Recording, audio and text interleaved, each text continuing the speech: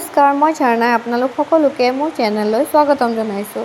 আজি আমি ক্লাছ 3 ইংলিছৰ প্ৰথম পাঠটি পঢ়িবলৈ ওলাইছোঁ। প্ৰথম পাঠটোৰ নাম হৈছে clouds. White sheep, on a blue hill, when the wind stops, you all stand still. When the wind blows, you walk away slow. White sheep, where do you go? Christina Rossetti. এয়া হৈছে কবিৰ নাম, হয়নে? কবিজনৰ নাম কি হৈছে? Christina ৰ'জেটি। Okay, এতিয়া আমি যিহেতু কবিতাটো পঢ়ি শেষ কৰিছোঁ, এতিয়া আমি ইয়াৰ কুৱেশ্যন আনচাৰ্ছখিনি কৰিম। এইটো হৈছে let's practice saying this rhyming words from the poem. মানে ইয়াত কৈছে যে ইয়াত ৰাইমিং ৱৰ্ডছ কিছুমান আছে কবিতাটোত, সেইখিনি আমাক গাই প্ৰেক্টিছ কৰিব কৈছে। যেনে hill still, blow' slow', slow' go'. চাউণ্ডটো শুনিবলৈ একে হৈছে নাই? Hill still blow' slow' slow' go'. কি কৈছে? Now find words from the poem that rhyme with the following words.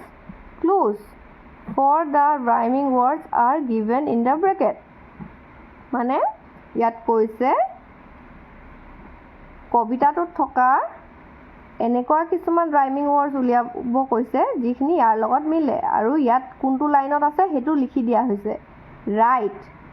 Right বুলি আছে, ৰাইটৰ লগত প্ৰথম আমাৰ লাইনটো কি আছিলে? হোৱাইট শ্বিপ, প্ৰথম লাইনটো হৈছে হোৱাইট শ্বিপ। ৰাইট হোৱাইট, একে চাউণ্ড হৈছে নাই? ৰাইট হোৱাইট, প্ৰথম লাইনটোত হৈছে এই লাইন 1ত আছিলে হোৱাইট শ্বিপ, শ্বিপটোতো একে চাউণ্ড নহয়, তেতিয়াহ'লে কোনটো হৈছে? হোৱাইট, হয়নে? Right white. তাৰপৰা ইয়াত কৈছে ক্লু, লাইন নম্বৰ 2 নম্বৰ লাইনটোত আছে বুলি কৈছে। ক্লু নিচিনাই শুনিবলগীয়া এটা শব্দ কি হয়? অন এ ব্লু হিল, অনটো একে নহয়, এটো নহয়, ব্লু, সেইকাৰণে ব্লু। তাৰপিছত নেক্সট আহিল ব্ল', লাইন নম্বৰ 6ত আছে। লাইন নম্বৰ 6ত হৈছে ইউ ৱাক আৱে শ্ল', ব্ল' শ্ল'। তাৰপিছত কৈছে ফল, লাইন নম্বৰ 4ত আছে বুলি কৈছে। লাইন নম্বৰ 4ত এতিয়া কি থাকিলে বাৰু? ইউ অল ষ্টেণ্ড ষ্টিল, ফল অল। এতিয়া লাইন নম্বৰ 4ৰ পৰা আমি ল'লোঁ অল। এতিয়া 2a আছে লেটছ চে দ্য ৱৰ্ডছ। আমাক এই শব্দবোৰ ক'বলৈ কৈছে। Stop, stand, still, start. আকৌ নেক্সট বক্সটোত আছে ৱেৰ, ৱেন, হোৱাইট, হোম। এতিয়া ইয়াত কৈছে, নেক্সট প্ৰশ্নটোত কৈছে B let's make new words by adding a letter to the given words. ইয়াত কি আমি দেখিছোঁ? ইয়াত এছ আছে, আৰু ইয়াত গৈ কিনে বক্সৰ ভিতৰত কেইটামান শব্দ দিয়া আছে, হয়নে?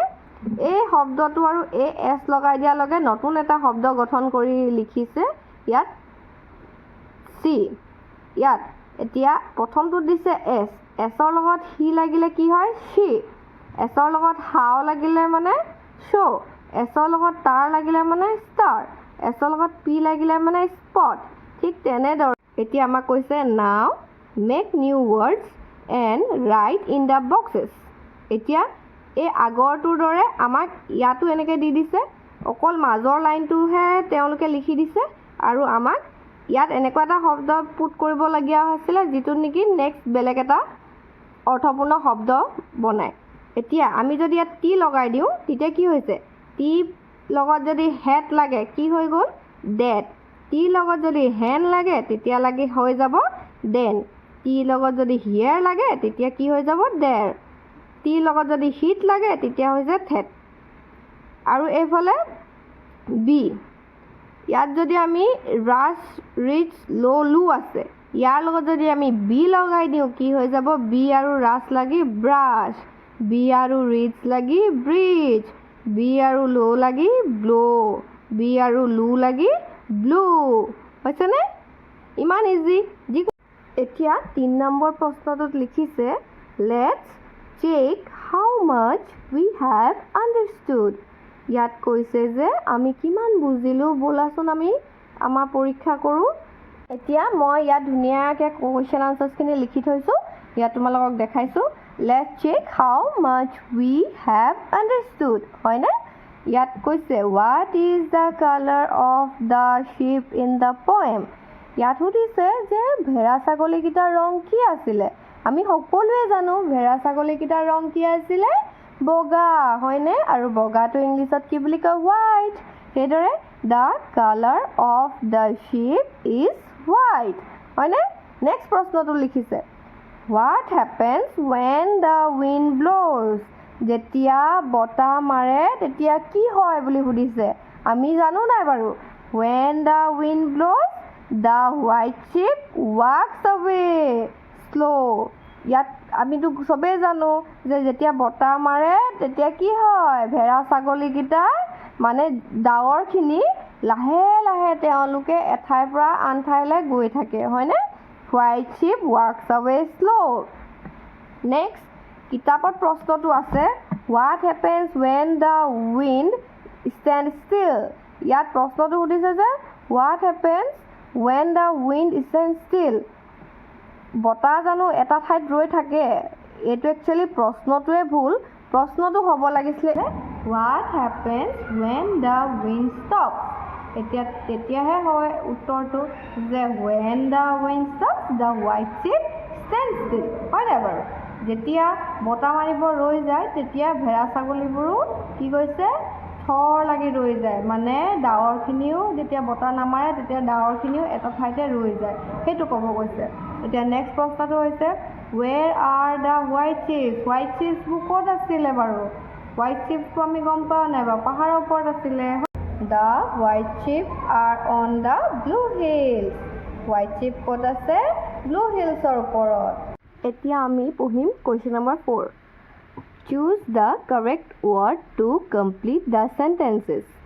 ইয়াত কৈছে যে শুদ্ধ উত্তৰটো বাছি উলিয়াবলৈ প্ৰথম প্ৰশ্নটো The white ship stands still when the wind blows হ'ব নে stops হ'ব বুলি কৈছে ভেড়া ছাগলীবোৰ কেতিয়া থৰ লাগি ৰৈ দিয়ে বাৰু যেতিয়া বতাহ মাৰিবলৈ ৰৈ দিয়ে হয়নে তেতিয়াহ'লে শুদ্ধ উত্তৰটো হ'ব stops নেক্সট হৈছে The color of the hill is white নে ব্লু সুধিছে আমি সকলোৱে জানো যে পাহাৰৰ ৰংটো কি আছিলে বাৰু কবিতাটিত ব্লু আছিলে হয়নে সেইকাৰণে শুদ্ধ উত্তৰটো হ'ব ব্লু প্ৰশ্নটো হৈছে the white ship walk slow' when the wind blows হ'ব নে ষ্টপছ বুলি সুধিছে হোৱাইট শ্বিপবিলাক কেতিয়া লাহে লাহেকৈ গৈ থাকে বুলি কৈছে বাৰু যেতিয়া বতাহ বলে হয়নে তো শুদ্ধ উত্তৰটো হৈছে ব্ল'জ এতিয়া 4 নম্বৰ প্ৰশ্নটো সুধিছে কালাৰ দ্য কাৰেক্ট চাৰ্কল মানে যিটো শুদ্ধ উত্তৰ হয় সেইটো কালাৰ কৰিব কৈছে the poem is about hill clouds wind ship এতিয়া কবিতাটো কাৰ বিষয়ে আছে বাৰু আমি চবেই জানো যে কবিতাটোৰ ক্লাউডছৰ বিষয়ে আছিলে ডাৱৰৰ বিষয়ে আছিলে হয়নে এতিয়া শুদ্ধ উত্তৰটো আছে বি অপশ্যনত সেইকাৰণে আমি বি এই চাৰ্কলটোত আমি কি কৰিলোঁ পেঞ্চিলে কালাৰ কৰি দিলোঁ নহ'লে বাৰু আমি টিক মাৰ্ক যিহেতু এইটো শুদ্ধ উত্তৰ আমি টিক মাৰ্ক দিওঁ বুলিও ভাবিলেও পাৰি আৰু এতিয়া নেক্সট আমি প্ৰশ্ন 5 নম্বৰটো পঢ়িম read the words given in the frame যিখিনি এই ফ্ৰেমটোত আছে সেই ফ্ৰেমখিনিৰ শব্দবোৰ পঢ়িবলৈ কৈছে এতিয়া grave crow' bread tree fridge frog brick brush crack fruit grain cricket friend আকৌ এবাৰ পঢ়ি দিছোঁ grave crow' bread tree fridge frog brick brush crack fruit grain cricket আৰু ফ্ৰেণ্ড হ'লনে এতিয়া নেক্সট কুৱেশ্যনটো কি বুলি সুধিছে আমি চাওঁ now arrange the words according to their sounds in their columns given below হয়নে এতিয়া CR পৰা কি হ'ব CR পৰা crow হ'ব next CR পৰা crack হ'ব হয়নে CR পৰা cricket হ'ব ইয়াৰ যাৰ যাৰ যি আছে হেতু মতে নিজৰ এই কি বুলি কয় তালিকাখনত লিখিব লাগে এতিয়া GR পৰা কি হ'ব বাৰু ইয়াত grave GR পৰা কি হ'ব grave next আকৌ কি আছে grain ইয়াত আমি হেকানে লিখিম grain আকৌ BR পৰা কি হ'ব এফালে bread next আকৌ কি আছে brick তাৰপা আছে brass হেকানে ইয়াৰ যিখিনি BR আছে BR তালিকাখনত এই BR তলত আমি লিখিম next আছে FR FR পৰা কি হ'ব fridge তাৰ পিছত আছে frog তাৰ পিছত আছে fruit তাৰ পিছত আছে friend ইয়াত আছে চাৰিটা মই ইয়াত এতিয়া পঢ়ি দিও CR পৰা হল crow crack cricket GR পৰা হল grave grain BR পৰা হল bread brick brush আৰু FR পৰা হল fruit fridge frog and friend হলনে আমি নেক্সট ভিডিঅ'টোত কোৱেশ্চন নম্বৰ 6 ৰ পৰা পঢ়িম আৰু আজিলৈ ইমানেই বাই বাই